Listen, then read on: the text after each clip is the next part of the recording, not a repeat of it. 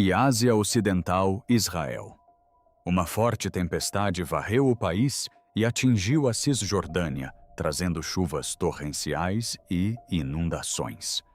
Algo chocante está acontecendo em Jerusalém e pessoas ao redor do mundo estão rezando.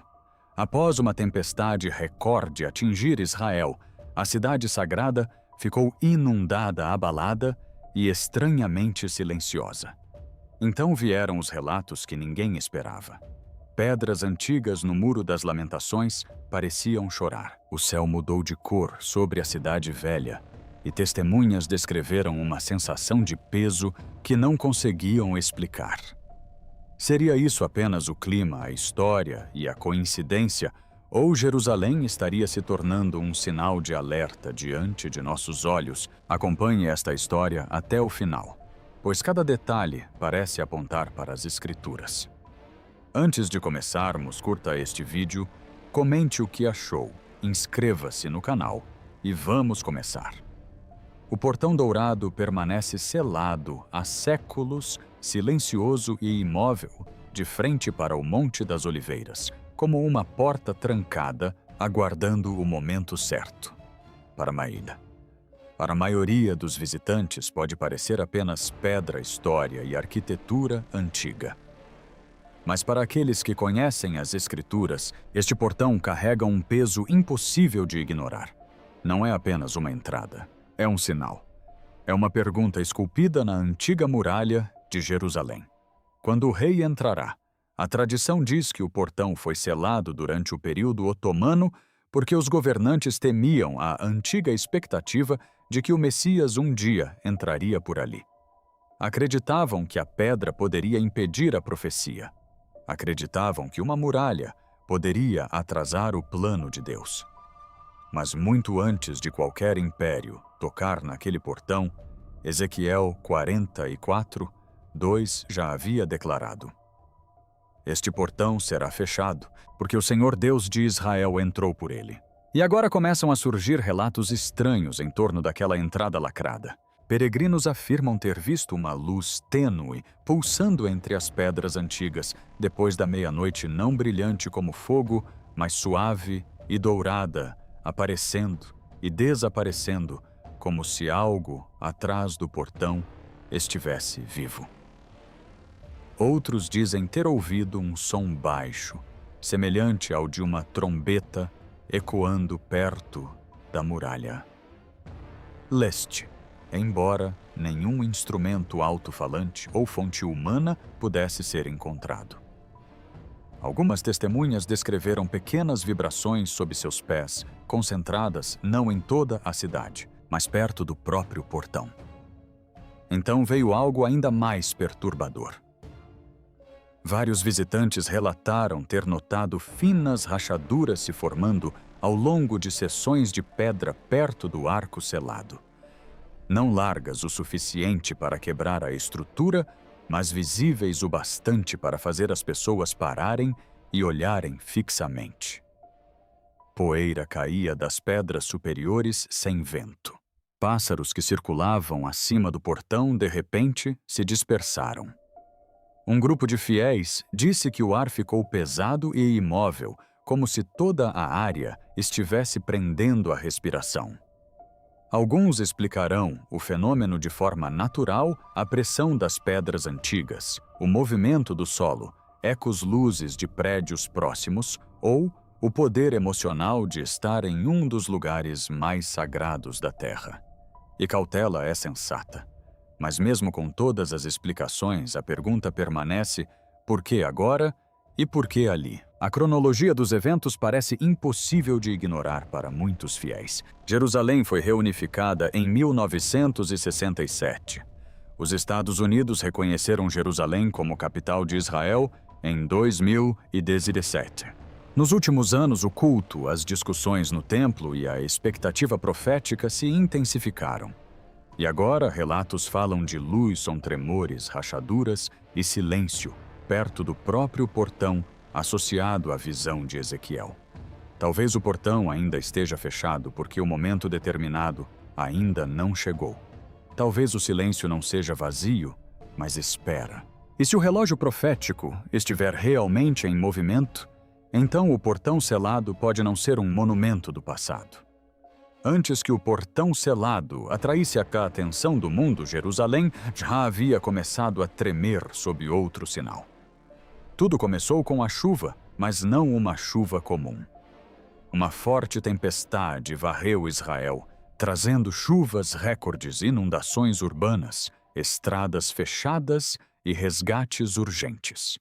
Ruas que antes transportavam peregrinos, orações e o cotidiano foram repentinamente cobertas por água corrente.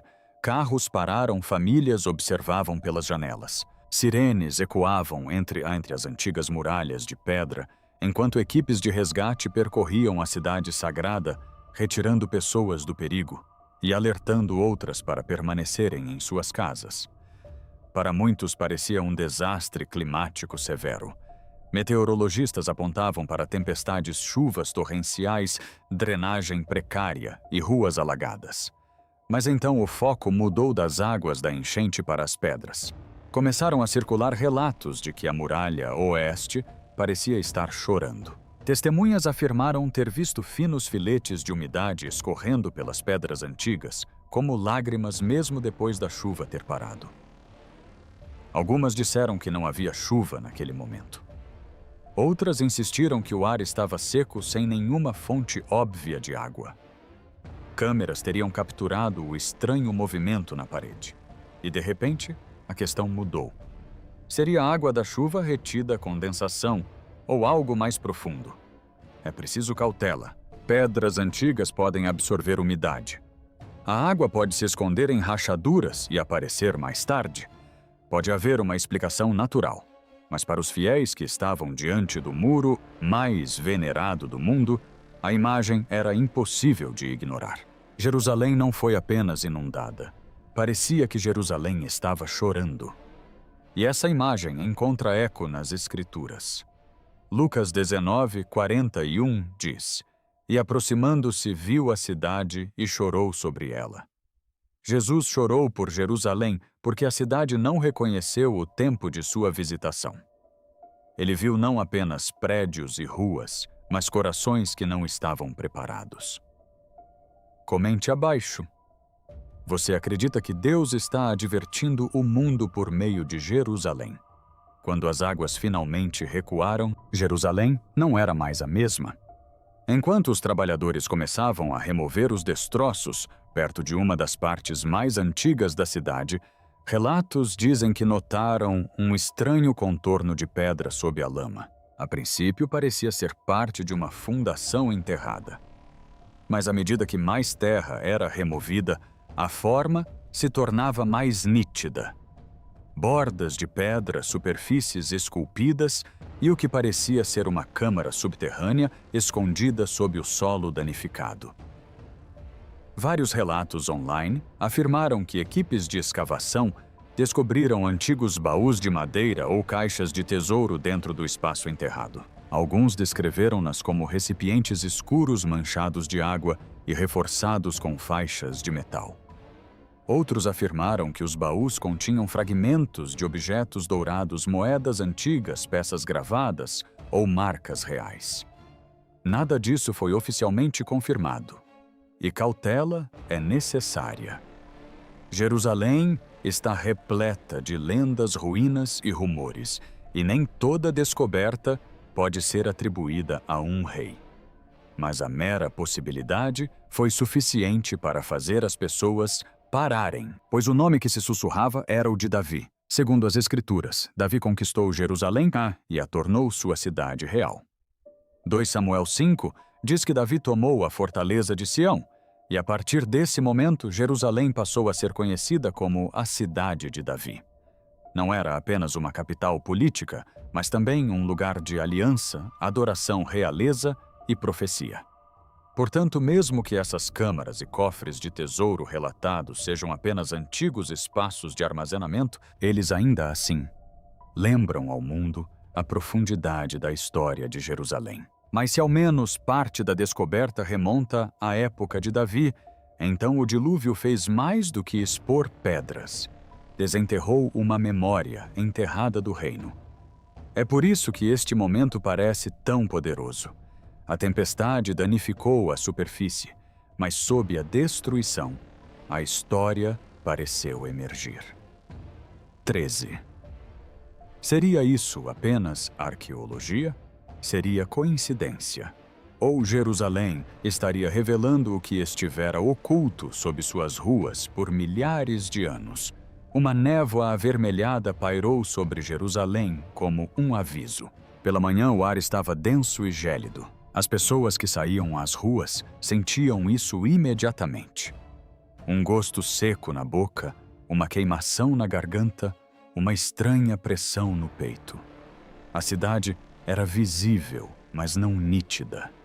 As antigas muralhas pareciam brilhar através da névoa, suas pedras douradas, tingidas por uma luz vermelho-alaranjada, como se o fogo se escondesse atrás do céu. A cúpula da rocha erguia-se sob aquela cor estranha, tênue e metálica brilhando através da poeira, como algo visto em uma visão. O sol estava lá, mas enfraquecido. Sua luz não aquecia a cidade. Apenas fazia o ar parecer mais pesado. Os moradores cobriam os rostos. Os turistas diminuíam o passo. Os lojistas olhavam para cima antes de abrir as portas como se esperassem que o céu se explicasse. Então as nuvens chegaram. Eram escuras extensas e estranhamente imóveis.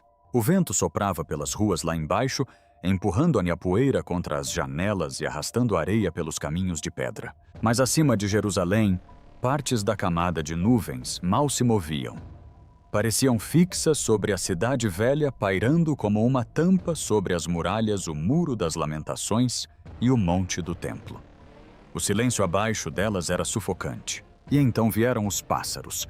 Corvos e gralhas negras começaram a sobrevoar a cidade em ondas inquietas. Moveram-se sobre a muralha oeste, sobre os telhados, sobre as colinas, e voltaram. Seus gritos cortavam o ar pesado como alarmes de alerta. Alguns voavam tão baixo que as pessoas se abaixavam.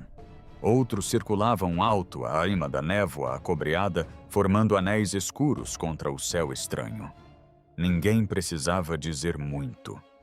A atmosfera dizia tudo. Os cientistas poderiam apontar para poeira do deserto, umidade, de tempestades, poluição ou ar instável. Talvez estivessem certos, talvez a cor estranha tivesse uma explicação natural. Talvez os pássaros estivessem reagindo às mudanças de pressão após a tempestade. Mas parados ali, respirando aquele ar seco e metálico, enquanto asas negras circulavam sobre Jerusalém, muitas pessoas sentiram algo mais profundo. Lucas 21:25 diz: haverá sinais no sol, na lua e nas estrelas. Isso não era uma prova do fim. Não era um motivo para isso. Pânico, mas parecia um aviso escrito nos céus, e Jerusalém estava bem abaixo dele. Antes de prosseguirmos, curta e inscreva-se para nos apoiar. Toda contribuição é bem-vinda. Muito obrigado.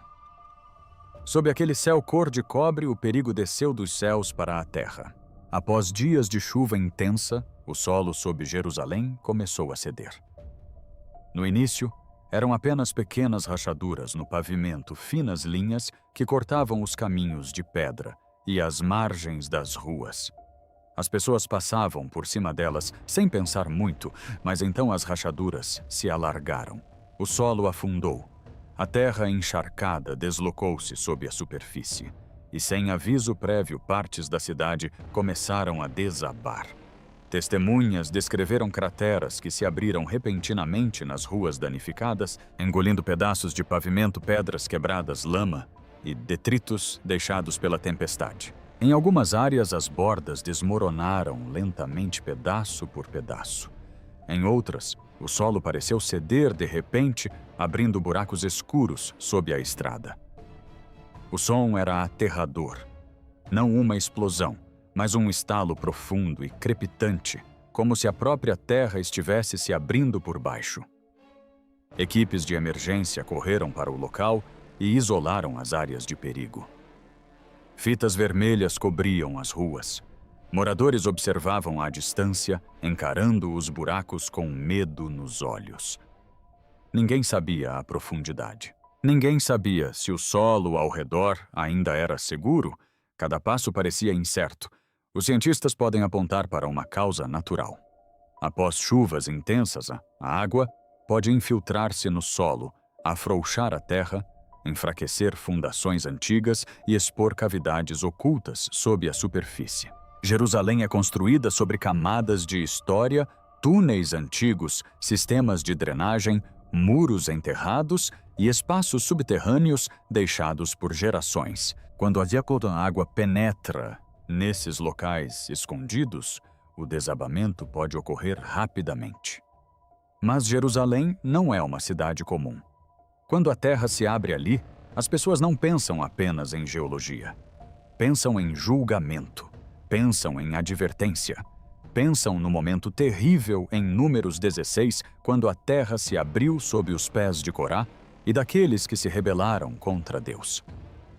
Isso não significa que cada cratera seja o mesmo evento. Não significa que devamos forçar profecias em cada rachadura na estrada, mas a imagem ainda é poderosa. A cidade acima foi inundada. O céu acima mudou. E então o chão abaixo estava se abrindo. Estaria Jerusalém simplesmente se deteriorando sob o peso da chuva e da erosão? Ou estaria a terra revelando algo mais profundo?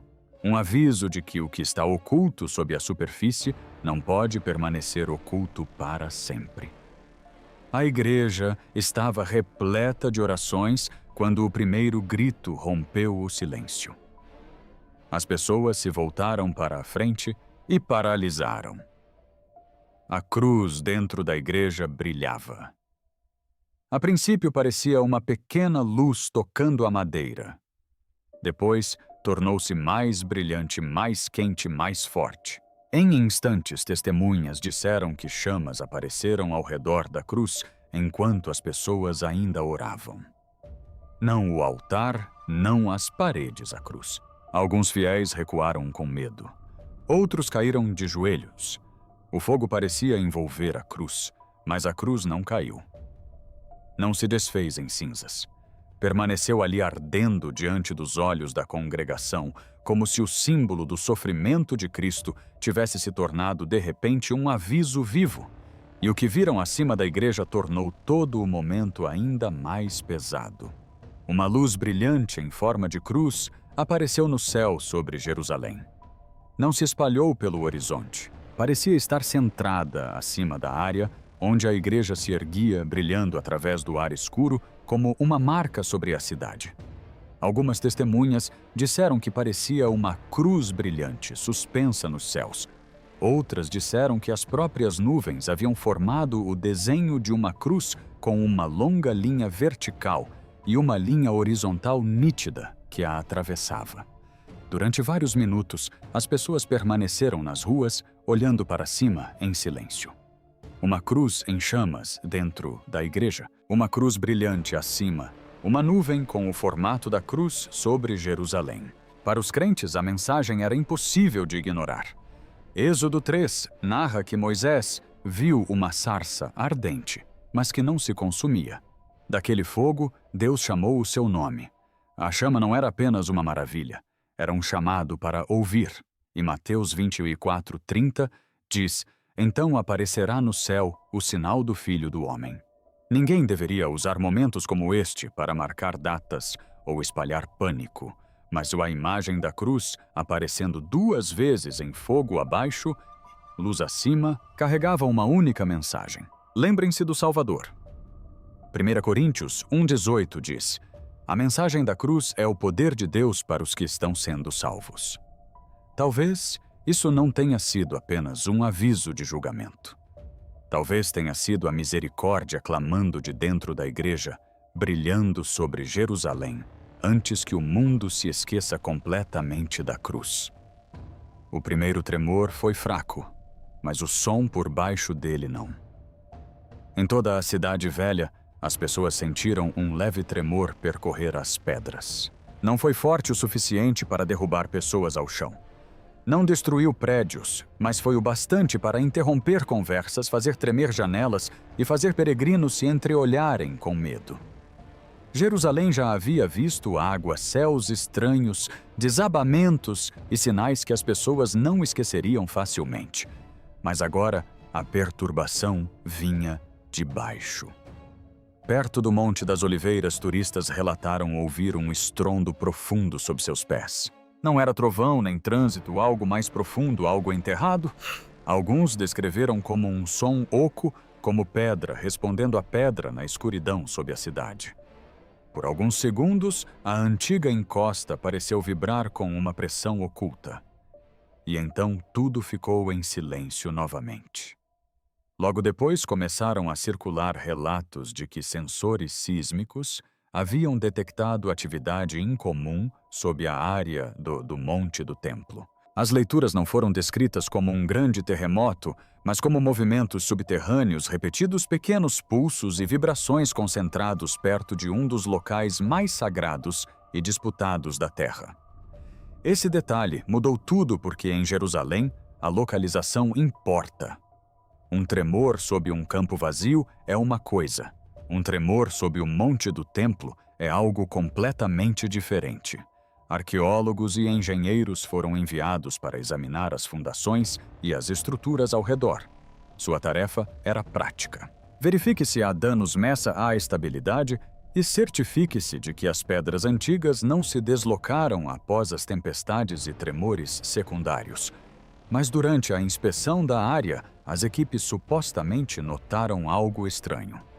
Quando certas seções de pedra eram tocadas ou escaneadas, elas emitiam uma ressonância oca, como se houvesse um espaço vazio sob as camadas de rocha matriz. Então veio a alegação que levou a história ainda mais longe. Varreduras de radar com auxílio de inteligência artificial teriam revelado contornos abaixo da superfície, corredores estreitos, câmaras seladas e estruturas semelhantes a túneis escondidas sob as antigas fundações. Algumas pareciam estranhamente retas, outras pareciam se conectar em ângulos precisos demais para serem descartados facilmente. Os relatos afirmavam que esses espaços permaneceram invisíveis por quase 3.000 anos, enterrados sob a memória sagrada da cidade. E, imediatamente, um nome se destacou em todas as conversas: Salomão. Um rei 6 descreve a construção do Templo de Salomão, a casa erguida em nome do Senhor. O capítulo detalha a pedra, o cedro, os cômodos internos, as medidas, as câmaras e o projeto sagrado. Não foi construído ao acaso. Foi construído com ordem, com reverência, com propósito. Assim, quando surgiram relatos sobre corredores ocultos e câmaras seladas sob o monte do templo, muitos fiéis não puderam deixar de se perguntar: será que isso estaria ligado ao mundo antigo do Templo de Salomão?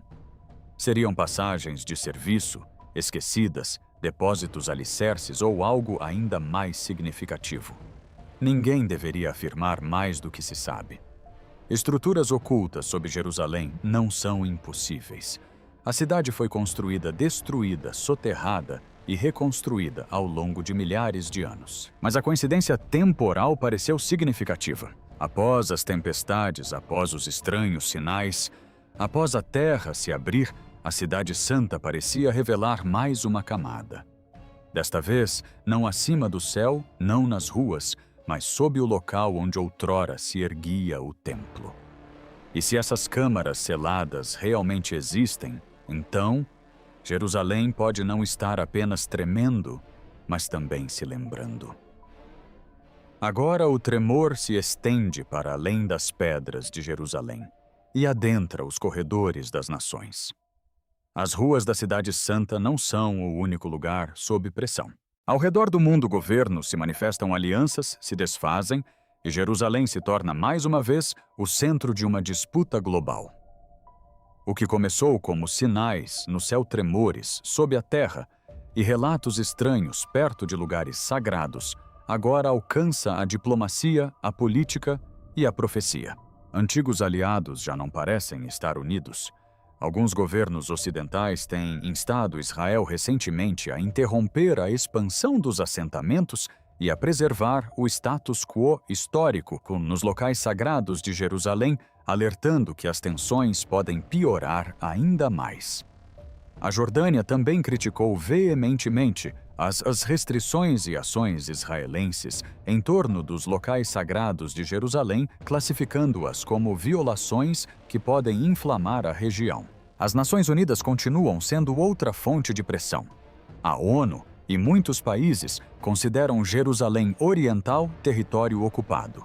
Embora Israel reivindique Jerusalém como sua capital, essa divergência por si só torna cada decisão na cidade explosiva. O fechamento de uma rua, uma movimentação policial, uma escavação, uma reunião de oração ou uma declaração política podem rapidamente se transformar em uma crise internacional. A Reuters noticiou recentemente que novos planos israelenses em Jerusalém Oriental atraíram a condenação da UNRWA, que acusou Israel de violar o direito internacional. Dentro de Israel, a pressão não é apenas externa. Protestos tomaram as ruas de Jerusalém e de todo o país, com cidadãos divididos sobre liderança, guerra, reféns, paz, segurança e o futuro da nação. Alguns exigem mais segurança, outros exigem um acordo. Alguns temem que Israel esteja sendo abandonado.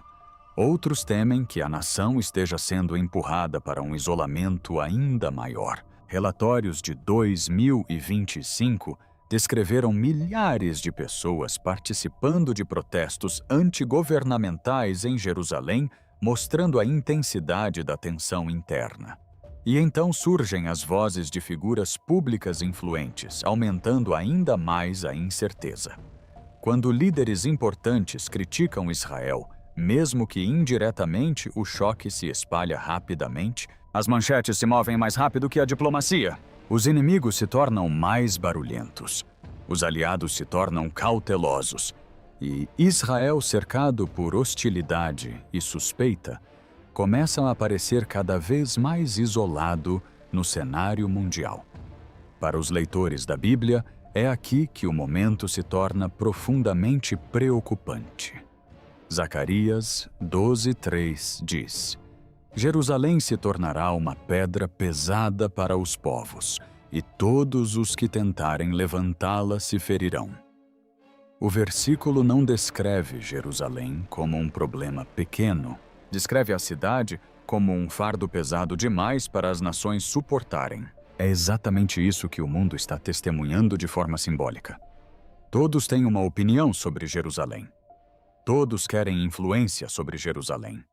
Todos falam sobre paz, segurança, fronteiras, direitos, história e lugares sagrados. Mas quanto mais as nações se aproximam da cidade, mais difícil ela se torna. Israel pode ter armas, pode ter informações de inteligência, pode ter aliados poderosos. Mas a profecia nos lembra que chega um momento em que a força humana não basta. E quando Jerusalém se torna pesada demais para o mundo suportar, a questão deixa de ser apenas política. Ela se torna espiritual. E agora a pergunta que fica é o que devemos fazer com tudo isso. Nem toda visão estranha é uma profecia. Nem toda tempestade é um aviso final. Nem todo som, sombra, rachadura ou clarão deve ser interpretado como uma declaração divina. A sabedoria importa. Discernimento é imasumwene. Discernimento é importante.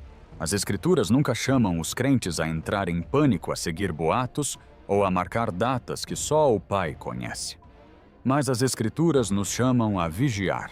Jesus disse em Mateus 24:42, Vigiai, pois, porque não sabeis a que hora há de vir o vosso Senhor. Essa palavra não é passiva. Não significa ficar olhando para o céu com medo. Significa viver desperto. Significa reconhecer que o mundo é frágil, as nações são inquietas e o coração humano pode se cegar, mesmo quando os avisos estão bem diante dele. Jerusalém sempre carregou um peso que nenhuma outra cidade carrega. Reis lutaram por ela. Profetas choraram por ela. Peregrinos cruzaram oceanos para orar lá. Impérios tentaram possuí-la, dividi-la, selá-la, renomeá-la e controlá-la. No entanto, ela permanece no centro da narrativa bíblica, ainda atraindo os olhares do mundo. É por isso que momentos como este parecem tão pesados. As pessoas não estão apenas observando os acontecimentos, estão observando Jerusalém. E quando Jerusalém treme, o mundo ouve de forma diferente. A mensagem não deve ser o medo. O medo faz as pessoas correrem em todas as direções. Mas a voz de Deus chama as pessoas de volta ao caminho certo. 2 Crônicas 7:14 diz: Se o meu povo que se chama pelo meu nome se humilhar e orar e buscar a minha face, então eu ouvirei dos céus. Essa é a resposta que o céu espera. Humildade, oração, arrependimento e um coração disposto a retornar. Talvez esses eventos sejam sinais. Talvez alguns sejam naturais. Talvez alguns sejam mal interpretados. Talvez alguns sejam explicados amanhã. Mas mesmo que cada detalhe receba uma explicação terrena, uma verdade permanece. O mundo está sendo lembrado de que o poder humano não é suficiente. Governos não podem salvar almas. A tecnologia não pode silenciar a eternidade. A riqueza não pode comprar a paz com Deus. E nenhuma nação pode carregar o fardo de Jerusalém sem tremer sob seu peso. A Bíblia diz no Salmo 122:6: Orai pela paz de Jerusalém. Prosperarão aqueles que te amam. Isso não é apenas uma declaração política, é uma ordem espiritual. Ore pela paz. Rezem por misericórdia, rezem por sabedoria, rezem pelos inocentes, rezem pelos líderes, rezem para que os corações se convertam antes que seja tarde demais. Porque o maior aviso não é que o céu possa mudar, a terra possa tremer ou as nações possam se dividir. O maior alerta é que as pessoas podem ver todas essas coisas e ainda assim se recusarem a despertar. Portanto, que esta seja a mensagem final: não vivam distraídos, não vivam adormecidos. Não deixem que o medo domine seus corações. Voltem-se para Cristo. Retornem à oração. Caminhe em santidade. E lembre-se de que mesmo quando o mundo parece instável, Deus ainda está no trono. Se esta mensagem tocou seu coração, curta este vídeo, comente abaixo e inscreva-se no canal para mais atualizações bíblicas. Obrigado por assistir e que Deus nos dê sabedoria, coragem e paz nestes dias incertos e que nos mantenha espiritualmente despertos. O mundo pode estar tremendo, mas talvez a pergunta mais profunda seja esta: para onde tudo isso está nos levando? Jerusalém testemunhou guerras, destruição, medo e incerteza por milhares de anos. No entanto, através de todas as gerações, uma coisa nunca desapareceu da cidade santa: a oração. E talvez seja isso que mais importa agora. Não o medo, não o pânico, não a especulação sem fim, mas a fé. Porque quando as pessoas observam os estranhos acontecimentos em torno de Jerusalém, os sinais incomuns, a crescente tensão, a incerteza que se espalha pelo mundo, é fácil se sentir sobrecarregado. Muitas pessoas hoje estão ansiosas em relação ao futuro. Elas veem os conflitos entre nações aumentarem. Veem os desastres se intensificarem. Sentem a pressão, a divisão e a escuridão se espalhando pelo mundo ao seu redor. Mas a Bíblia nunca diz aos crentes para viverem com medo. Repetidamente, as Escrituras chamam as pessoas a confiarem em Deus mesmo em tempos de incerteza. O Salmo 122:6 diz: Orai pela paz de Jerusalém. Esse versículo é mais do que uma ordem para orar por uma cidade. É um lembrete de que a oração ainda importa. Em momentos em que o mundo parece instável, a oração se torna um ato de fé. Ela lembra às pessoas que Deus ainda está no controle, mesmo quando tudo ao seu redor parece incerto. Para muitos crentes, este não é o momento de perder a esperança. Este é o momento de nos aproximarmos de Deus. de orarmos mais, de confiarmos mais, de nos afastarmos do medo e de nos lembrarmos de suas promessas. Porque ao longo da Bíblia, alguns dos maiores milagres aconteceram nos momentos mais sombrios. Deus guiou Noé através do dilúvio. Ele protegeu Daniel na cova dos leões. Jesus acalmou a tempestade quando os discípulos acreditaram que iriam morrer. Vez após vez, as Escrituras mostram que Deus não abandona o seu povo em momentos de caos. E talvez essa seja a mensagem mais profunda que as pessoas precisam ouvir agora. Não se trata apenas de observar os sinais ao redor do mundo, mas de examinar seus próprios corações, perdoar, orar, buscar a paz e reconstruir a fé enquanto ainda há tempo. Porque por mais incerto que o futuro possa parecer, os cristãos acreditam que Deus permanece soberano sobre todas as nações, todos os desastres e todos os medos. O mundo pode mudar, as nações podem tremer, mas Deus não muda. E para aqueles que confiam nele, essa verdade traz paz, mesmo em tempos difíceis. Então, esta noite, onde quer que você esteja assistindo, reserve um momento de silêncio para orar por sua família, pela paz, por sabedoria e pelas pessoas que sofrem ao redor do mundo. E se você acredita no poder da oração, deixe um amém nos comentários abaixo. Se este vídeo te encorajou, não se esqueça de curtir, se inscrever e compartilhar esta mensagem com alguém que possa precisar de esperança hoje. Obrigado por assistir e que a paz de Deus esteja com você.